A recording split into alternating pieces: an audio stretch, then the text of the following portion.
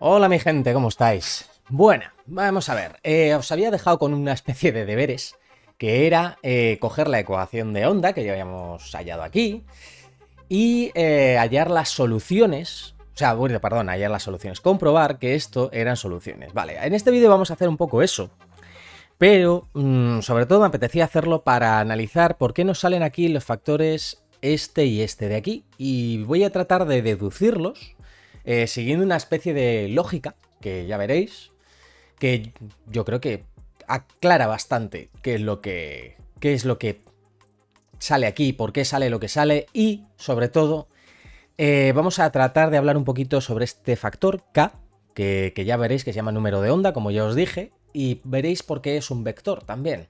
Así que vamos con ello. Bueno, ya os había comentado que yo aquí puedo tener unas soluciones para esto, que habíamos llamado psi de x y t, vamos a ver, que eran igual a una amplitud original, digamos, o sea, lo que es la altura de la onda, por así decirlo. Esto puede ser i, puede ser lo que sea. Lo pongo así porque para que sea un poquito más abstracto, sin más. No tiene por qué ser la altura, puede ser simplemente la vibración en el eje longitudinal, porque las ecuaciones de onda también sirven para el eje longitudinal. Puede ser una cantidad compleja, puede ser un montón de cosas, ¿vale? Entonces, esto había dicho que esto era el seno de una cantidad que voy a llamar omega por t. Bueno, perdón. Para nosotros voy a hacer una cosa. Voy a hallar una cantidad que es alfa por t menos otra cantidad que es beta por x. Y lo que os digo, alfa y beta para mí van a ser desconocidas. Luego ya veremos lo que son, pero de momento vamos a ver esto. Vale, para simplificar todo esto, a esto lo voy a llamar U. Como ya habíamos llamado antes, en vídeos anteriores, si acordáis cuando hallamos la ecuación de onda, cuando era la parte 2, esto es personal. Y lo que voy a hacer es sencillamente, ¿qué es lo que tengo que hacer aquí? Pues hacer la segunda derivada con respecto del tiempo y hacer la segunda derivada con respecto de la posición. Entonces, vamos a hacer la segunda derivada con respecto del tiempo, es decir, vamos a hallar primero psi punto y nos va a salir lo siguiente, que esto es una constante, pues psi 0. Luego, aquí derivamos lo de dentro y nos va a quedar alfa por el seno no, el coseno.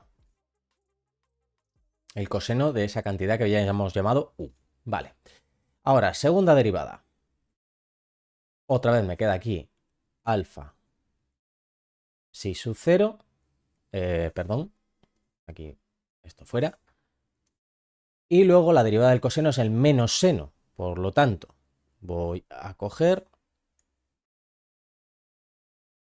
menos alfa, derivada del coseno es menos seno de esa cantidad U. ¿Qué es lo que pasa? Que la derivada de esa cantidad U ahora me vuelve a quedar alfa, por lo tanto me queda alfa al cuadrado. Vale, ahora vamos a hacer las derivadas con respecto de la posición. Es decir, primero voy a hallar psi prima. Vamos a tener algo muy parecido, es decir, vamos a tener beta por psi sub 0 coseno de U. Pero, cuidado, porque aquí la beta tiene un signo negativo, así que le ponemos este signo negativo. Y ahora, segunda derivada. Derivada de lo de dentro, pues otra vez menos beta cuadrado. Perdón, menos beta por menos beta, beta cuadrado positivo, el psi sub 0 y derivada del coseno menos el seno de U. Ya veis que esto empieza a quedar lo mismo en ambos lados. A ver. Y vamos a meterlo dentro de esta ecuación, es decir, vamos a coger esto de aquí, lo vamos a dividir por c cuadrado, por lo tanto me va a quedar, es decir, yo, a ver, lo voy a escribir entero para que no haya líos, es decir, voy a coger aquí lo que he hallado, es decir, esto es la derivada segunda partido por 1 partido por c cuadrado por la derivada segunda con respecto del tiempo. menos la derivada segunda con respecto de la posición y vamos a ver si esto me queda 0. Pues cogemos esto de aquí, lo dividimos por c cuadrado.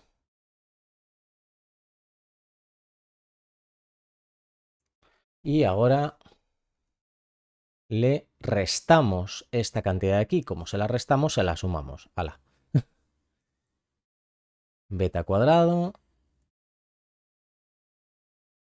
Vale, si os fijáis, esta cantidad de aquí es simplemente la cantidad original. Luego podemos coger, sacar la factor común y lo que queráis, porque al fin y al cabo lo que nos interesa es la relación entre alfa y beta. Así que vamos a ver qué nos queda aquí, que esto es beta cuadrado menos alfa cuadrado partido por c cuadrado igual a 0. Vale, vamos a ver, a limpiar un poquito esto.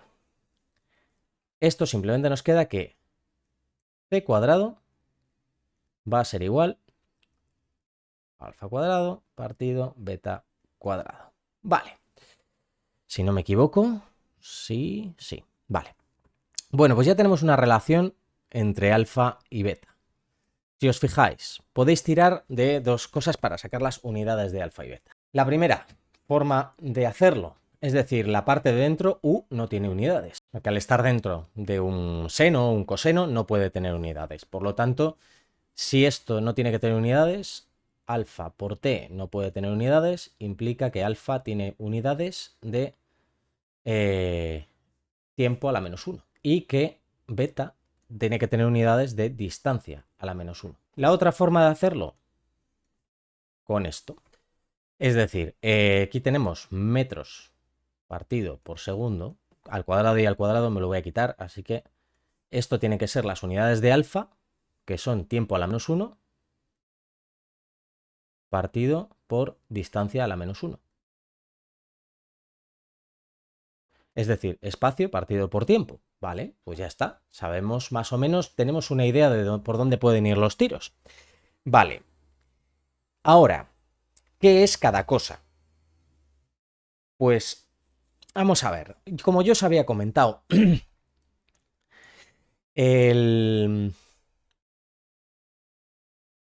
A ver, que lo pongo todo bonito. Bien, ahora nuestra pregunta, ya como os estaba diciendo, es ¿qué son alfa y beta? Pues para contestar a esta pregunta vamos a pensar en una cosa que os comenté en su momento, y es, si yo tengo una onda por ahí pululando por el espacio etéreo, ya os había comentado en este capítulo, en el de magnitudes fundamentales, que es el segundo, si no me equivoco, que yo puedo coger cada uno de los puntos del espacio como si fuese unos...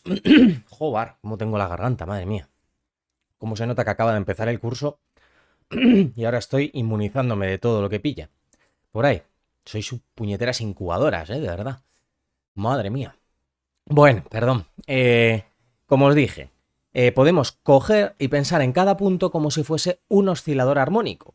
¿Vale? Si yo cojo la posición, por ejemplo, x igual a 0 o x igual a 2 o la que quiera, yo lo que voy a tener es en cada punto un oscilador armónico. Por lo tanto, yo pienso precisamente eso.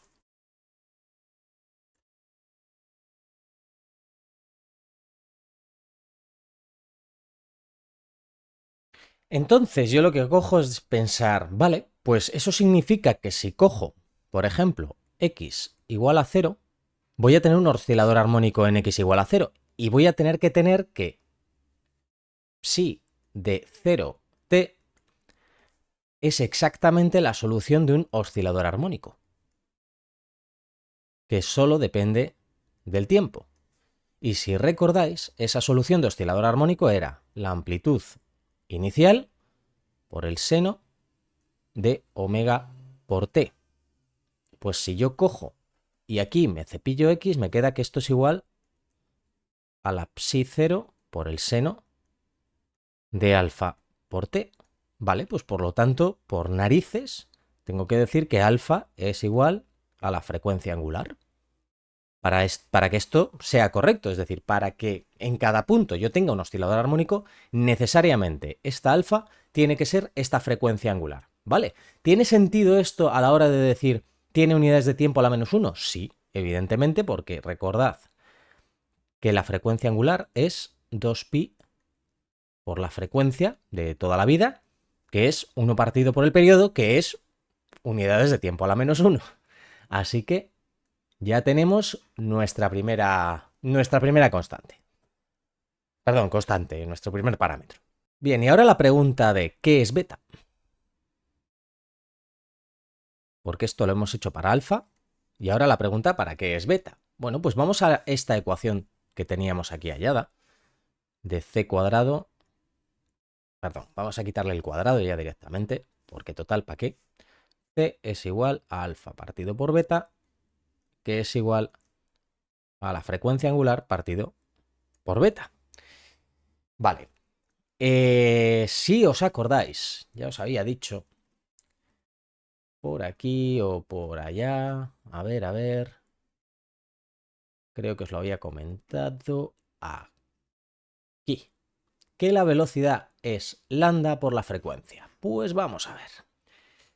Si esto es lambda por la frecuencia,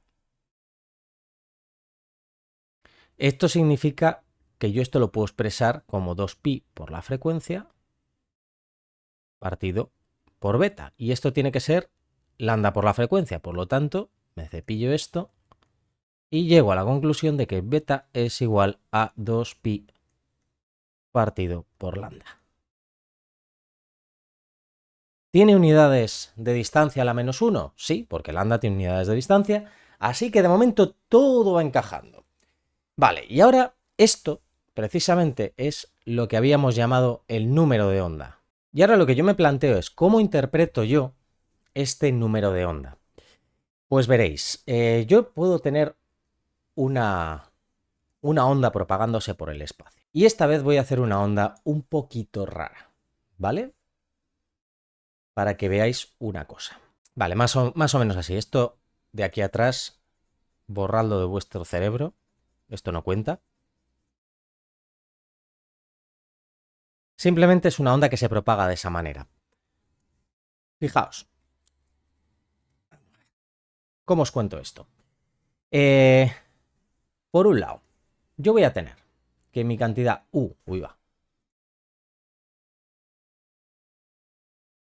mi cantidad U, que era omega por t menos k por x. X puede ser un vector. Es decir, X puede estar señalando en la dirección que me dé la gana. Yo no necesariamente voy a tener que tener que X sea... X es una distancia. Y la distancia, nosotros ya somos niños mayores que hacemos pipí solos y entonces ya podemos llevar esto como un vector. Por lo tanto, para que aquí, por ejemplo, esto es un escalar, pero para que aquí me quede un escalar, necesariamente esto tiene que ser también un vector y esto un producto escalar. ¿Vale? Entonces, creo que ya os he hablado en algún momento del producto escalar. Y el producto escalar tiene más de división que de producto, muchas veces. Pero bueno, ya esto yo os lo dejo ahí, mascando un poquito. Entonces, ¿qué es lo que voy a tener yo aquí? Esto es un producto escalar, por lo tanto, ¿qué va a ser este número de onda? Este número de onda lo que va a hacer es señalarme el frente de la onda. ¿Y qué me está señalando esta X? Pues esta X lo que me está señalando es la dirección en la que yo, desde el punto que elijo, me señalo para donde sea. Por lo tanto, este producto escalar es la proyección de este sobre este. Entonces, ahora nos paramos un momento a pensar, ¿cómo interpretamos todo esto?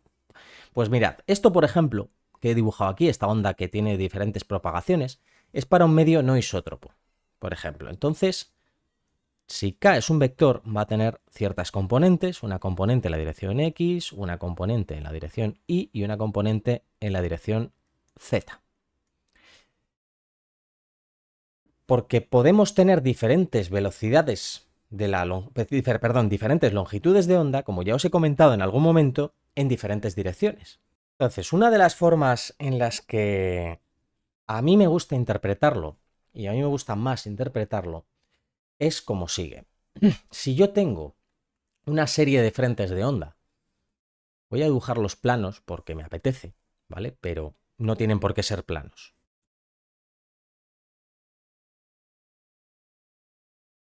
El vector K va a ser un vector, digamos que es perpendicular, entre comillas, a estos frentes de onda. Y nuestro vector X puede ser cualquier vector, digámoslo así, y va a ser un vector que cruza estos frentes de onda. Voy a dibujarlo un poquito bien para que quede más molón. Entonces yo cuando atravieso estos frentes de onda que van en una cierta dirección, lo que estoy haciendo es pinchar estos frentes y me pregunto, ¿cuántos frentes he pinchado yo al recorrer la distancia X? Pues va a depender de las longitudes de onda, que son las separaciones que hay entre ellos. Por lo tanto, a mí una de las formas que me gusta interpretar este producto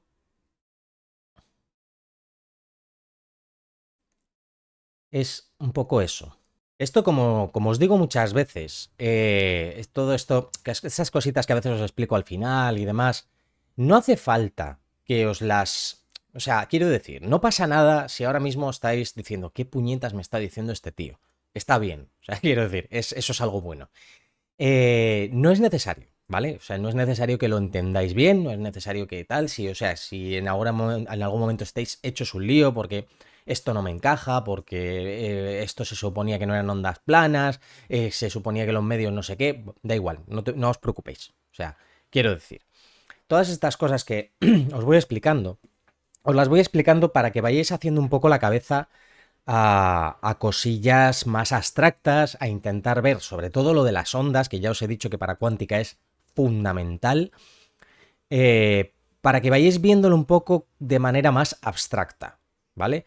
Después, esto, por ejemplo, si os acordáis, esto era el momento, iba a ser algo como hacia el momento, esto es la posición, entonces ahí va a haber cositas interesantes, ¿vale? Sobre todo porque nuestras amplitudes de onda van a ser coeficientes complejos.